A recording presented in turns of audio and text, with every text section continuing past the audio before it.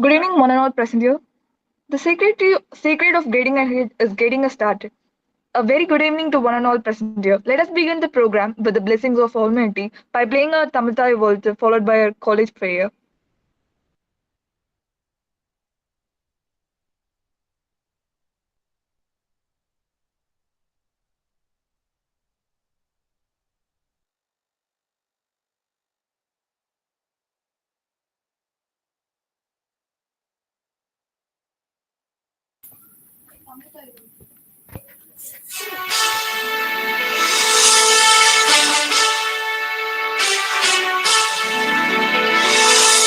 நீராறும் கடலுடுத்த நிலமடந்தை கெழிலொழுகும்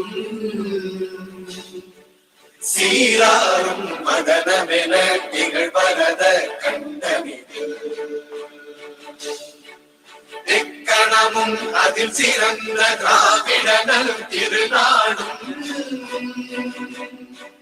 தக்க சிறு திரை முதலும் தரித்தனரும் திலகமுமே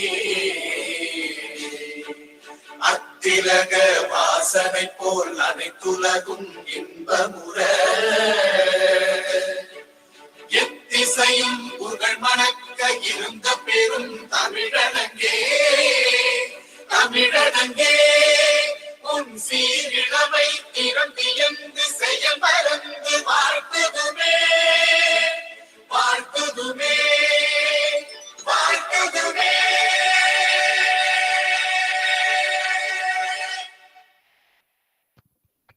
Now I call upon Mrs. Divya, the faculty coordinator, to address the speaker of the day.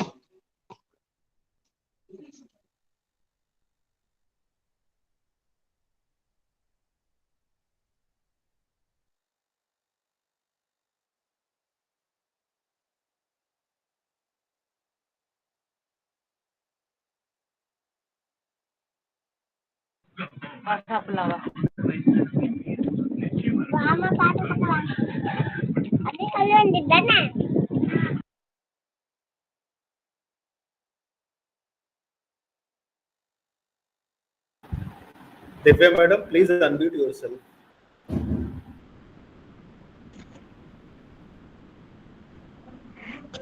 Sorry for the inconvenience.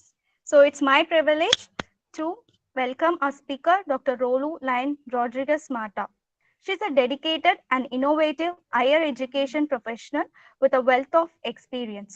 She holds a doctorate in information technology, specializing in software engineering, data analytics, and computer security.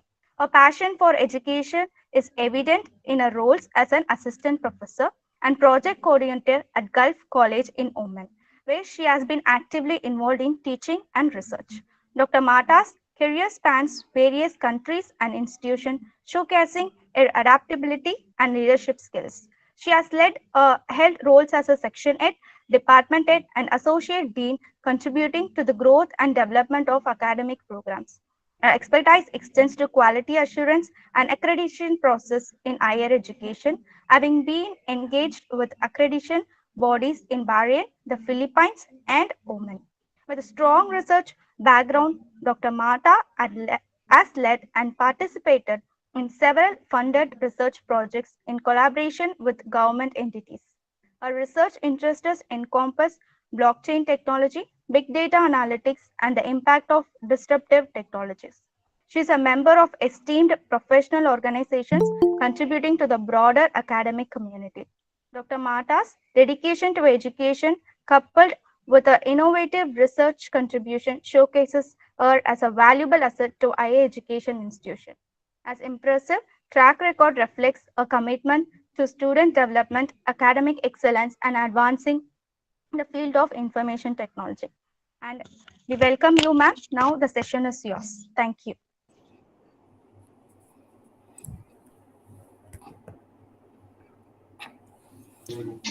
On behalf Good of evening, Department of everyone. Data Science, Dwarka Das Govardhan Das Vaishnav College, it's an honor for me to welcome each one of you to the Level Days International Workshop on Cybersecurity. I express my sincere thanks to our Honorable Secretary, Dr. Ashok Kumar. What?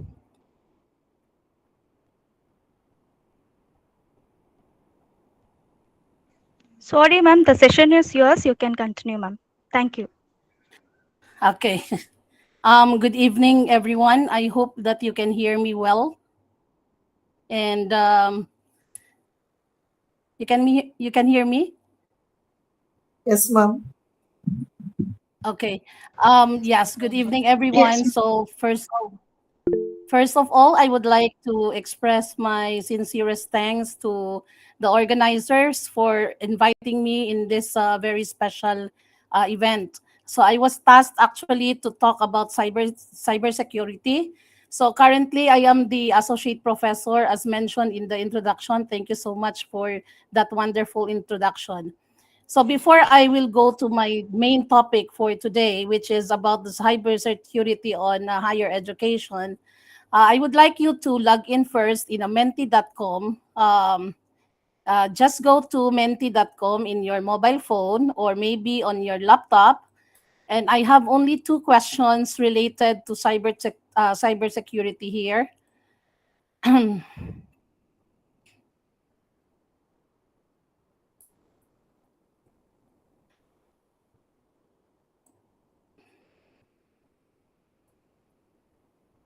Okay. So you go to the menti.com. Um, the first question here, can you see my screen? No, ma'am. Okay. I think I forget to share just for a while.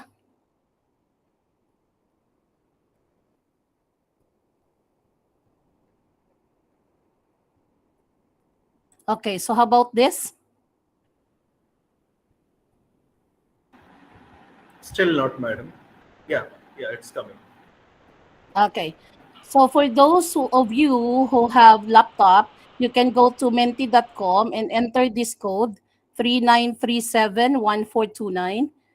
And then if you don't have the laptop, you can also use your mobile phone to enter this codes.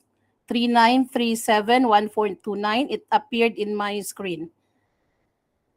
Okay, so I just would like to ask, have you experienced cyber attack in your respective college or university where you are currently working? Or maybe in your department, or if you are not working in the university, in your offices, have you experienced the cyber attack, and what kind of attack is that? You can just write down your answers.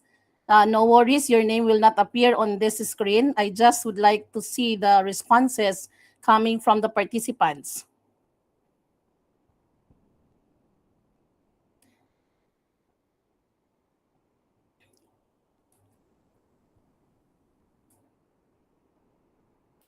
Okay, so I got two answers here. I'm just waiting for others to key in.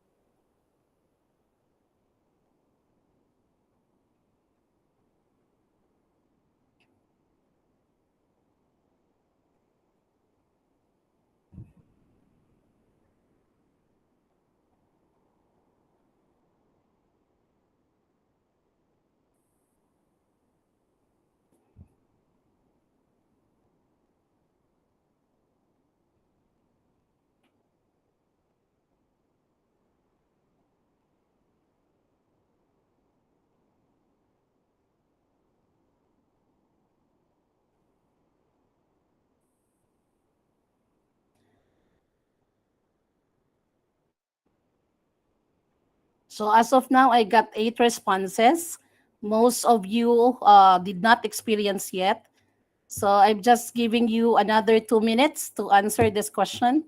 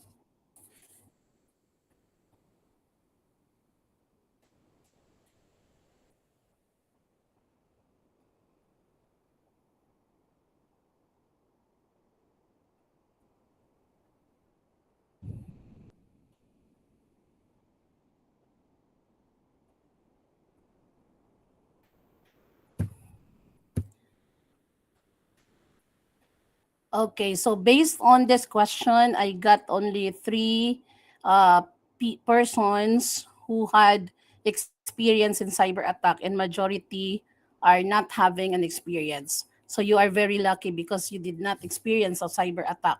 Or maybe you are just saying that you don't experience it, but sometimes you don't know that it's already a cyber attack. Okay, so can I proceed now to the second question? So no one will answer now in this question.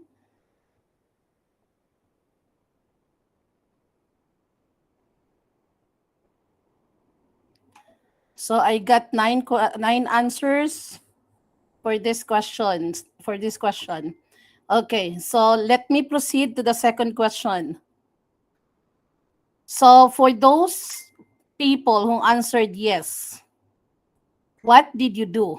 What intervention did your college or your university or your department or maybe your office to prevent the same attack again in the future?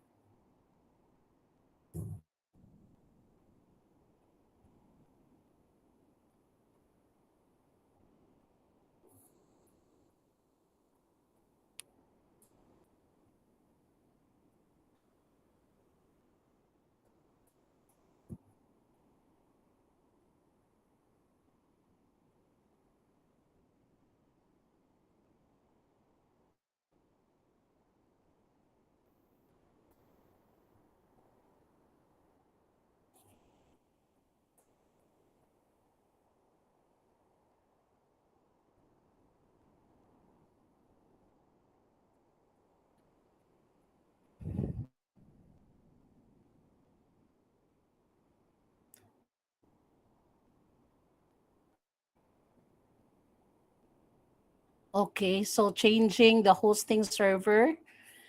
How about the others?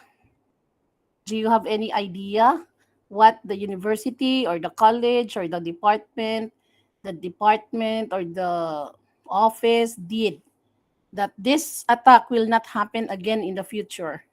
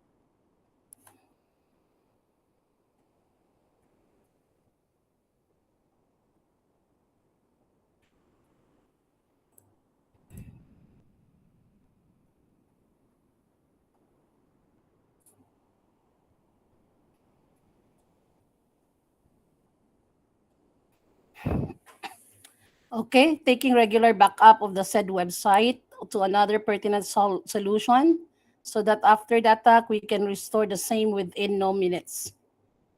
More protection to the server will find the malicious attacker. Okay.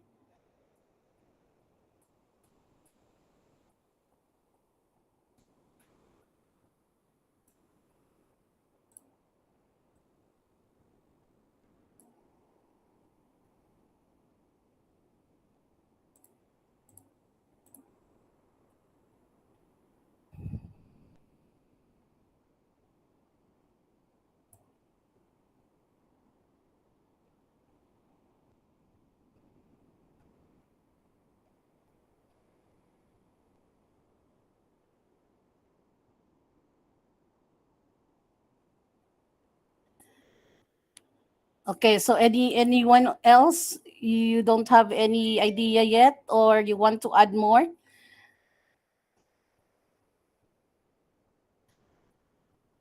So I'll just read the first question. I had here three answers, and one of them is that the fake websites, a website, the URL has been created.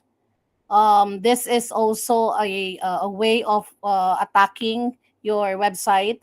So capture the website into a shitty messages or malicious code. So these are examples of cyber attack.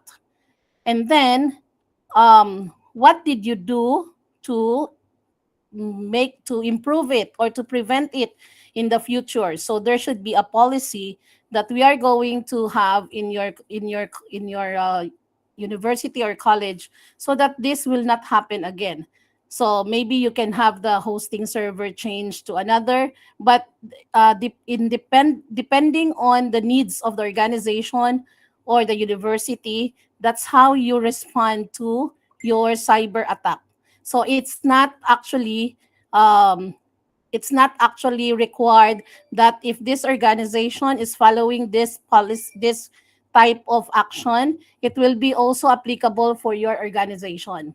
So it depends on what type of security you are going to put into your system, the level of the security that you are going to put into your system. So that is what we are, that's actually the main idea of my presentation today. Okay, so so I'll now be proceeding to my presentation. Can you see my slide?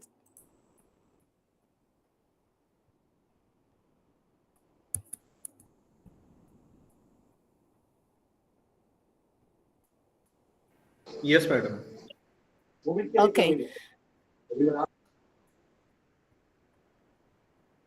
Okay, so the title of my presentation is Prioritizing Cybersecurity in Higher Education to Secure the Digital Future.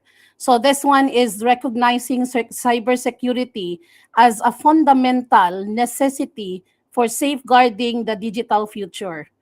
So so I have here now my agenda. So my agenda for this workshop would be the first one here on the left side. If you will see, it includes the challenges and the problems that the higher education actually is facing right now. How do they prepare for learning, so that the higher or the universities and the colleges will incorporate courses, programs that is depending on the high cybersecurity and curriculum. It will be integrated into the curriculum so that it will be responded to the needs of the industry. And then finally, I will be going to give you a recommendation on how the universities and the colleges would recommend what are the recommendation to the universities and colleges that they can do in order to improve their cybersecurity program or maybe a policy.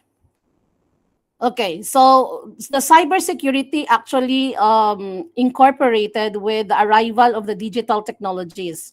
So during that time, we have different digital technologies that we are using. In higher education, we use our student and staff portal. I'm sure that in your university you have your own student and staff portal. So all the databases of your students and staff from since the university was built, maybe it's stored in one portal. So it's easy as for us to get the data of the students, the records of the students, as well as the records of the staff. So we are actually putting all our data into the portal. And these data are sensitive data. It should not be shared. It cannot be shared because it's a confidential, highly confidential data. So if the cyber attack is attacking your system in the college or university, it goes directly to the student and staff portal, and they can steal information from the portal easily. So that's the danger of the cyber security. So that's why you have the cyber security. I believe that this is now your fifth day. So I don't go again to the definition of cybersecurity, because I know that it was already explained in your later, I mean, in the previous discussion. So all of you, or maybe we have what we call learning management system. So for those who are not into the academe, the learning management system is a system wherein we collect the data from our modules, our teaching materials, quizzes of the students. One example of this learning management system is the Moodle. If you are using the Moodle, that's an example of learning management system wherein our students are able to retrieve the data that they want from the system, like teaching materials, quizzes. They can also do quizzes online using this management system. And again, this system is collecting data from students. And this data, sometimes, some of the data are not highly confidential, but still, it should not be shared as well. So that's why we are keeping them secured. So how are we going to secure those data? That's why we have the cybersecurity policy or program in our university, so that these data cannot be shared easily to outside world or to the attackers. And then we have also online discussion forums, and of course, the birth of the fourth industrial revolution. If you know the fourth industrial revolution, which includes the artificial intelligence, the blockchain, and of course, the birth of the mobile application. Nowadays, it's not only about business that we are doing for mobile app. We have also different mobile apps that we use in our university and colleges, so that we have the interaction with our students. In our university, we practice what we call the independent learning, wherein we don't allow students now to have like a spoon feeding. Like you tell the student what to do, and then you guide them, and then they will finish their activity. It's not like that anymore. It's like you are going to give an orientation to a task for a student, and then later on, they will do their own job. I mean, they do their own assignment by themselves. That's what we call independent learning. And they can actually be guided by technology. And these technologies are used as educational technologies. And one of them is the mobile apps. So for learning, we do the mobile apps. So again, there are data that is stored in this mobile app. And these data are very important, significant for students and in the university and the teaching as well. And of course, we have the real-time collaborator tools. It's a real-time system wherein whatever you do, these tools are very common and very effective during the COVID-19. So, you respond to your teacher in a real time. This is what we call real-time collaborator. And of course, we are into virtual labs and artificial intelligence. So higher education institutions are not only like Blackboard, having a teacher in front of us, having an online learning. It's not anymore like that. In the future, maybe few years from now, we are leading into artificial intelligence. And these are all collection of data, which we have to keep it secure. That's why there is a cybersecurity. Why I'm talking about higher education institutions? Because many workshops I attended and seminars, I always hear cybersecurity in the business, cybersecurity in commercial, in digital marketing. They are focusing on businesses as in general, or maybe in government, cybersecurity in the government, but very less in higher education. The very vulnerable sector for cybersecurity is the higher education. Imagine during the COVID-19, how many devices are connected into the network? You imagine social media. We can use also Twitter now and TikTok, whatever, as a medium of instruction in learning. It's not anymore like you just tell the students what to do. but they have the medium of tools to use in order for them to come up with a system. Like for example, in programming in Python, you will not teach the students to write Python one by one. See, this is the code, follow this code. No, they must understand what is the meaning of each code. And if the teacher cannot assist the student, they have what we call independent learning. Then they go to the assistive technologies like mobile apps, like YouTube. These are technologies that is used for the institutions. And later on, we will adapt it, and we will putting it as part of the system of the institutions. So going back to this one is during the traditional way of teaching, we have what we call academic freedom. You know, you are given the freedom to choose. Let's say for example, we don't have the system yet. So when we check essay questions before, what we are doing is we have the paper and we check it one by one.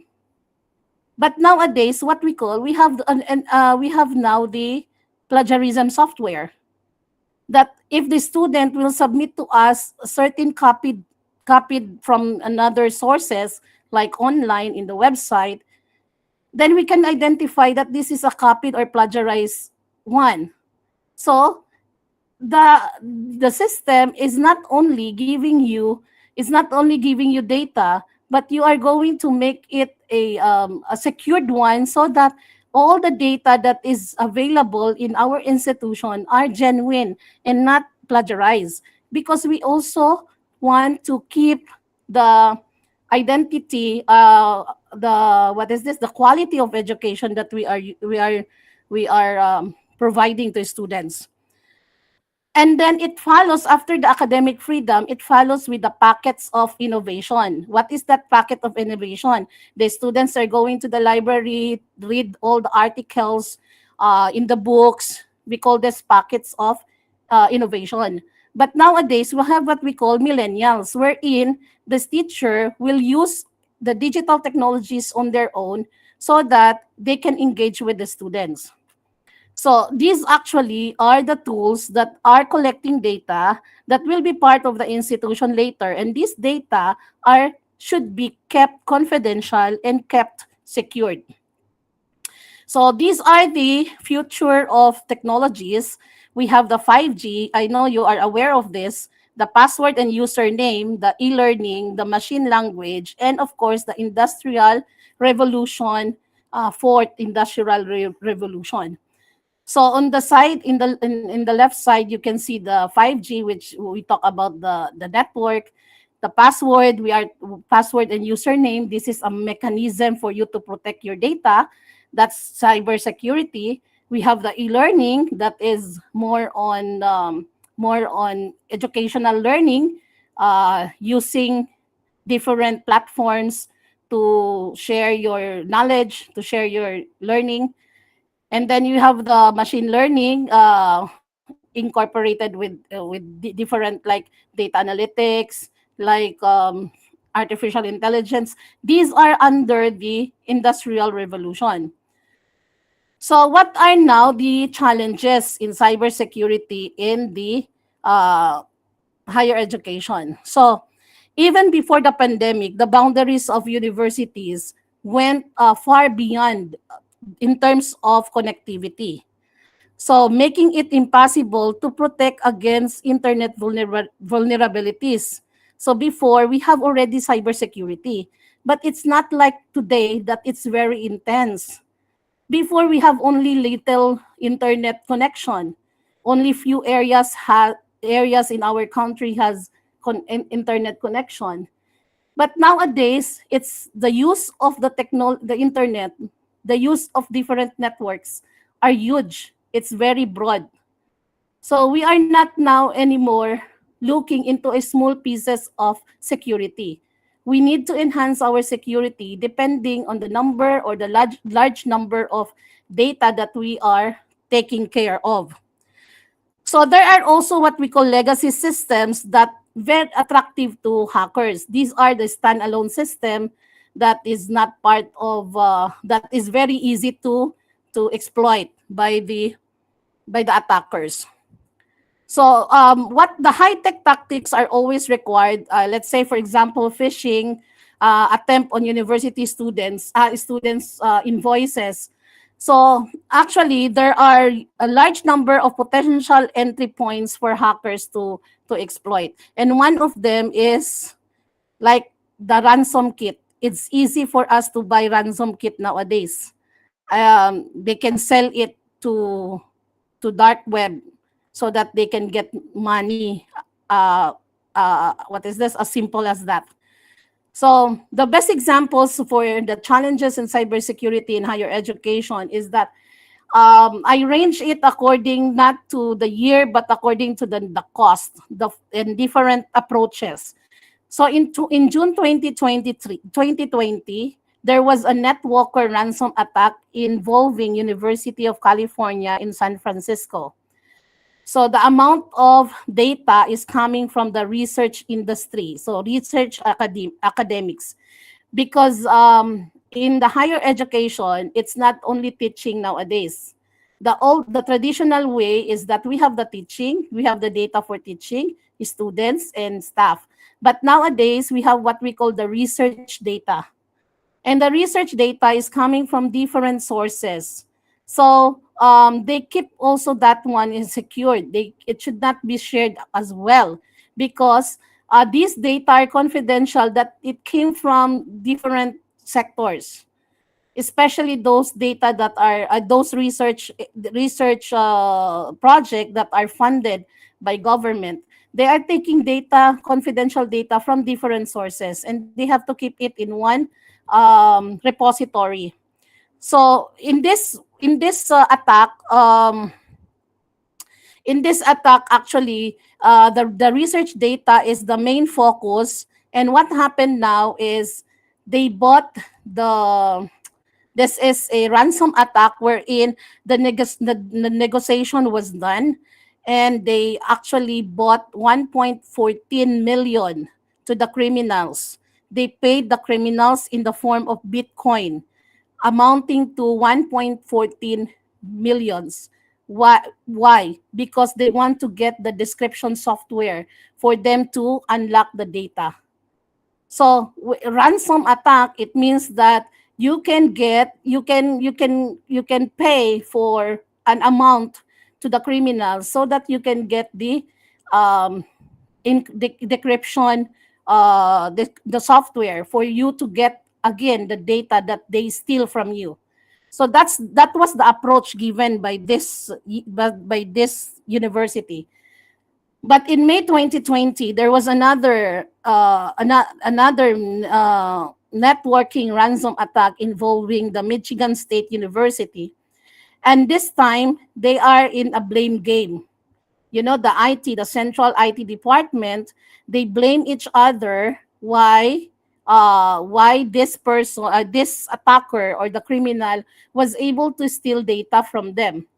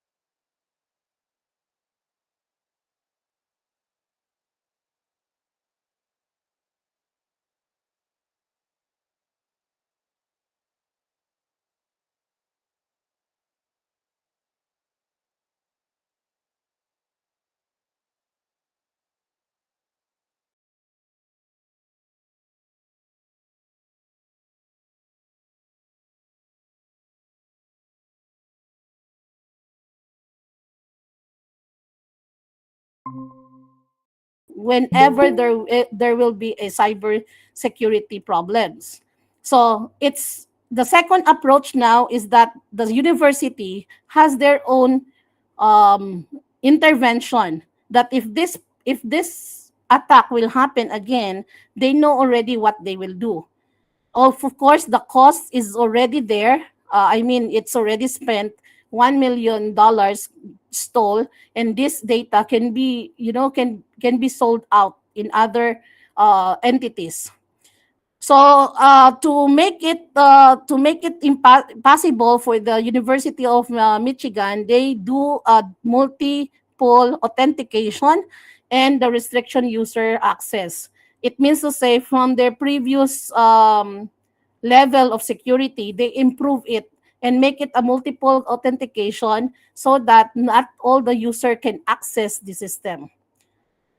And this one is the latest one, which is in January 2022, the school management platform of Illuminate Education in New York for cyber attack. This is not the amount of money, but these are the person involved in the attack. So in the first two one, June and May, it's about the money, the cost of money of the attack. But in the third one, example, is that how many people involved in the attack. So how many records were stolen? It's almost 820,000 records. Okay, and they can sell these records to any different entities outside the school. So what is now the intervention need by what is now the intervention need by the cybersecurity here is that they need to improve their cybersecurity program. Okay, can you still hear me? Yes, madam. Yes, please continue. Okay. Yes. So another example for the data that is very important for the higher education is the personal data. This is what I mentioned a while ago about the student data or student data.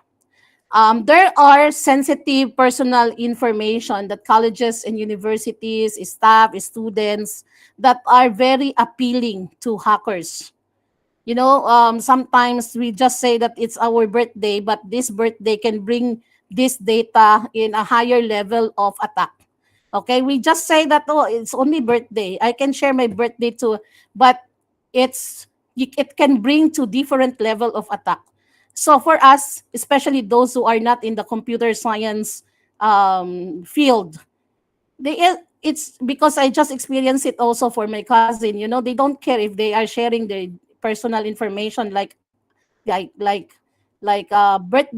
like phone number, like civil ID, national ID. They don't care, but they don't also know the effect of this. Same with the student data that we have. These are the sensitive data that is very appealing to hackers. So the information is if the information falls into a wrong hand, maybe they will do a malicious intent. So that will be the cyber crime will take place. So they can monetize. What they can do, they can monetize the data that they steal. Okay, so they can sell it to others. Then also they can maybe they can use purchase something, use it for loans, something that is identity theft, phishing, social engineering. These are the things that they can do in just a simple data, specifically if the data are intact. It's a complete data. You don't need to do anything. Okay, so that's the personal data that they are actually they're actually targeting ransomware, because nowadays of the university we are using cloud computing, so everything is in the cloud. So it's easier for them to get the data and attack the university because of what? High cyber security policy program. Let us admit, even in our university, we don't have a very strengthened policy on cybersecurity.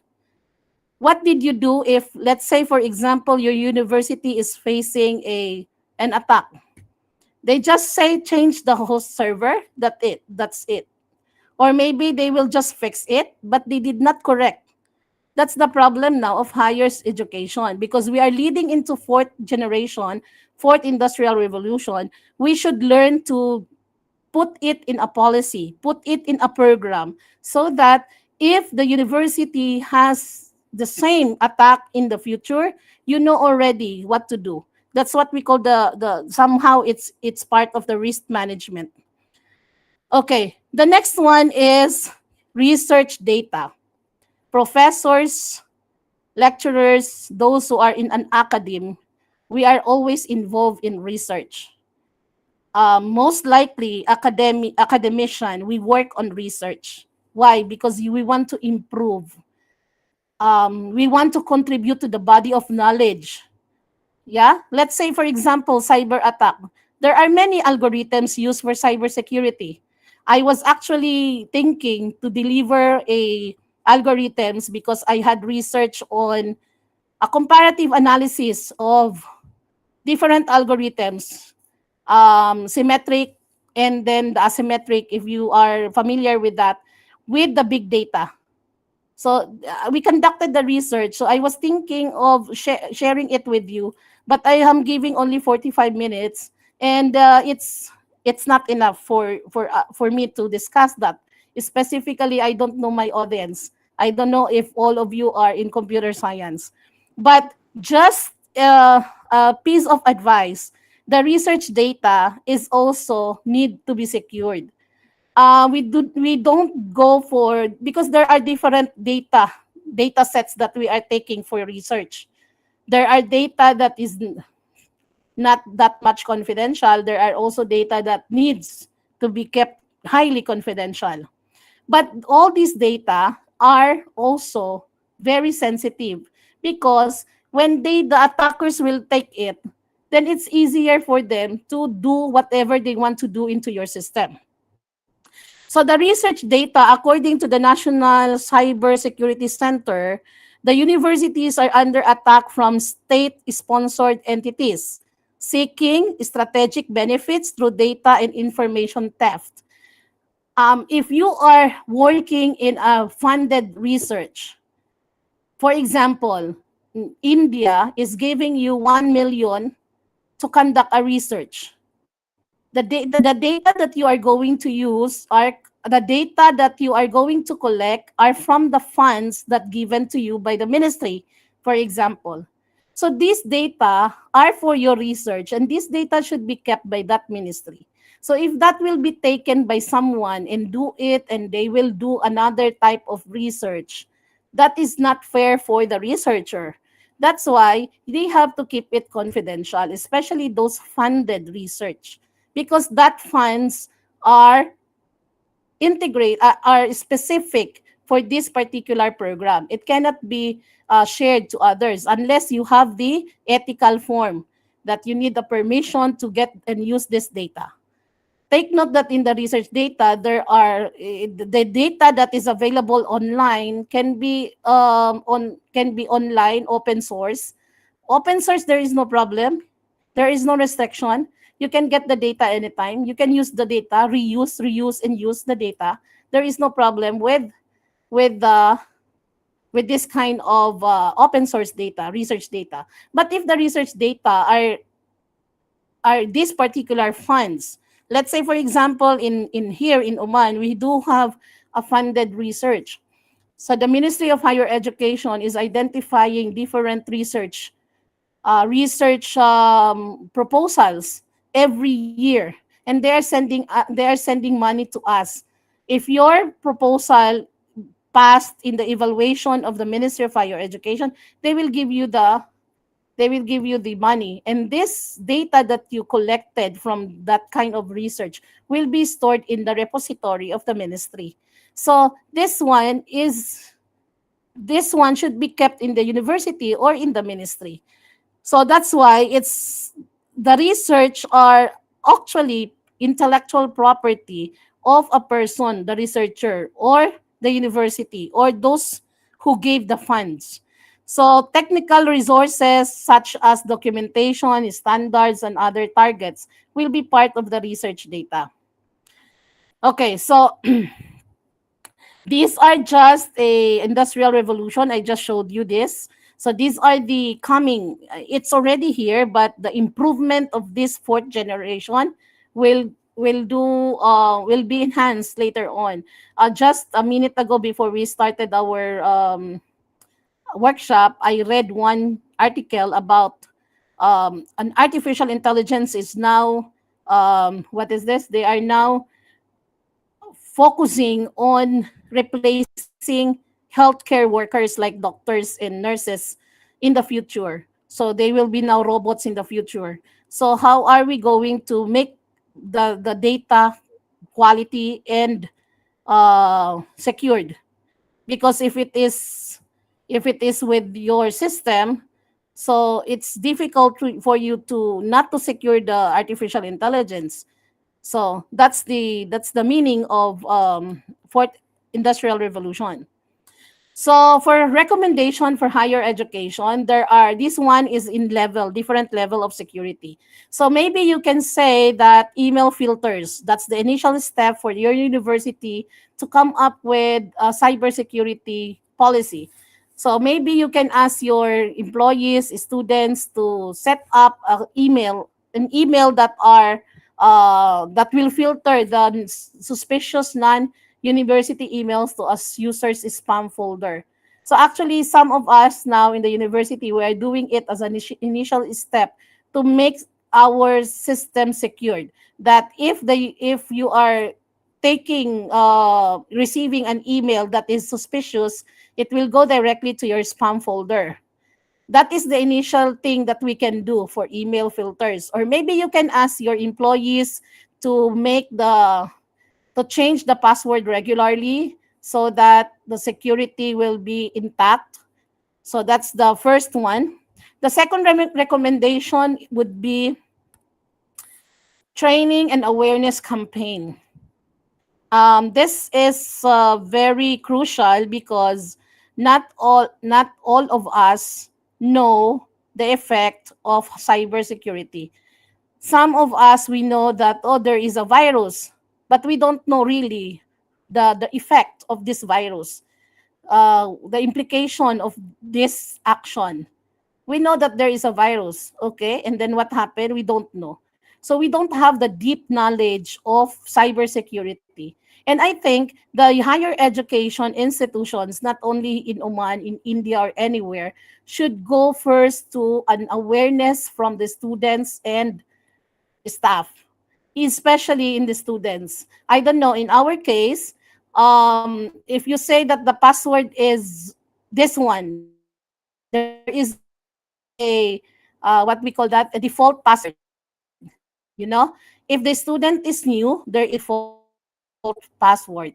And this student will not even try to change the default password. From the beginning of the semester up to the end of the academic year, he will still use the default password.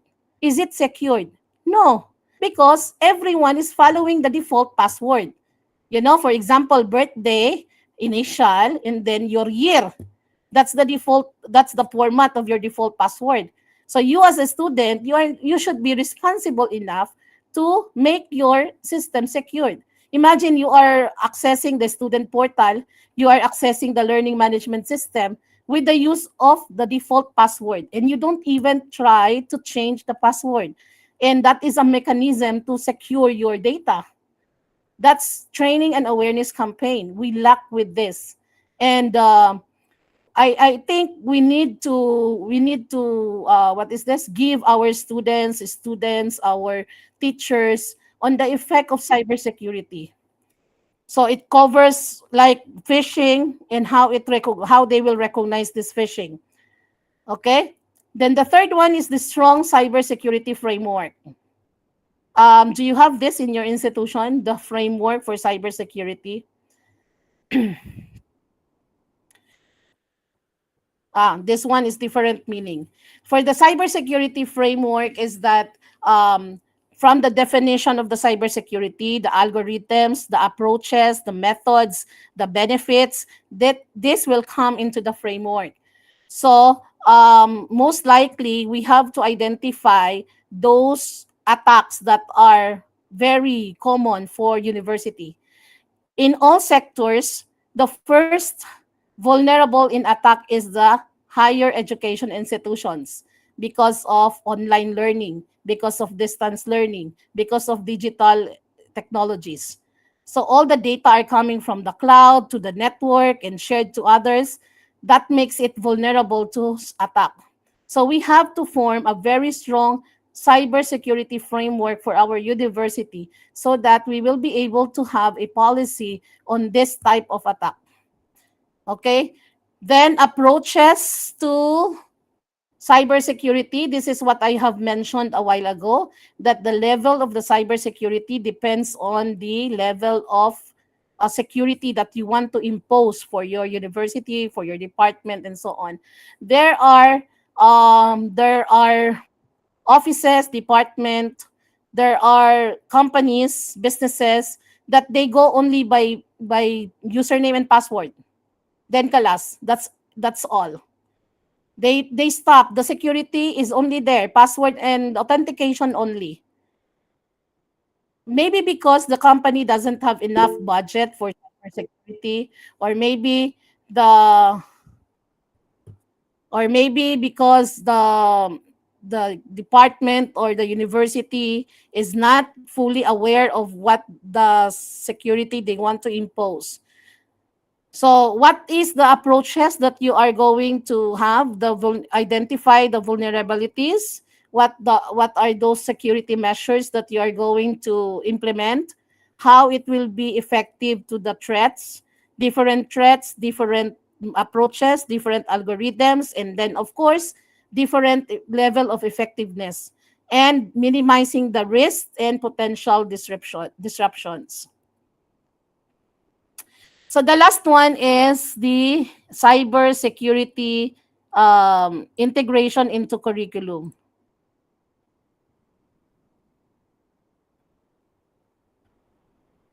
Can you still hear me?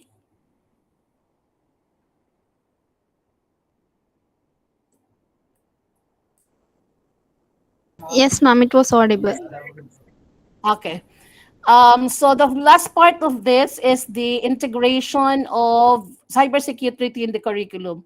How many of us, how many now universities are into curriculum?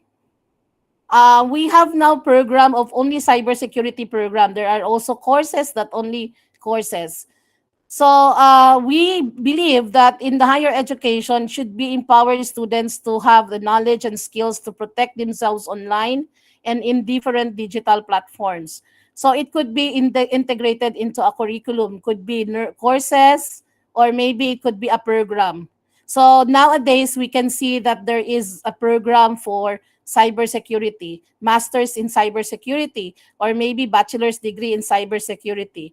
But if they cannot do with that program, they can inject one module or one subject to a curriculum so that the students will be aware about the skills, the knowledge that they can acquire from that course, so that they can protect also their data or themselves from different platforms. That take note that the data is not only from the corner of the classroom or corner of the university, but also even at home. We are distributing our data to social networking, and we have to protect ourselves as well. That's why that's why students should learn it from themselves first. Okay, so just a sharing with you the Oman Vision 2040. We are into a teaching staff believe that incorporating educational technologies into teaching and learning will increase student engagement. So what we did is that the Oman 2040 is leading into transforming academics. So nowadays we don't have any more computer science as it is. We have now different pathways of computer science, like computer science in artificial intelligence, major in artificial intelligence, or we have a blockchain, or maybe we have the computing science. We do have also like machine learning, artificial intelligence. These are the programs now. So the first one is that transformation of academics. So it means that we can review our courses at the university level and inject the cybersecurity to transform our academics. Because 5 years from now, maybe we've seen robots now as a servant, in the hotels. I've seen robots in the hotel, in the restaurant. They're already serving people, so they are part of transformation of academics because the students will be able to do or to design their own robots in the future.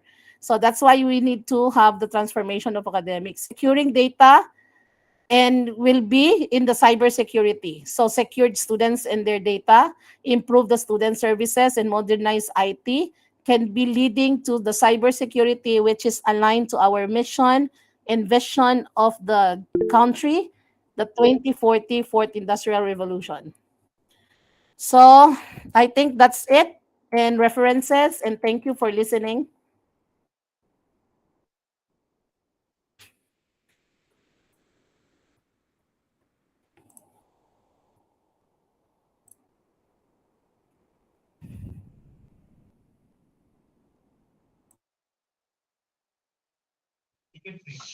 Thank you, ma'am. Thank you so much, ma'am. It's been such an honor for me to get an opportunity to thank you all. On behalf of the Department of Data Science, Dwarkadas Govardhan Das Vaishnav College, I would like to express my gratitude to all the esteemed delegates of the program for their presence of contribution to make this event a great success.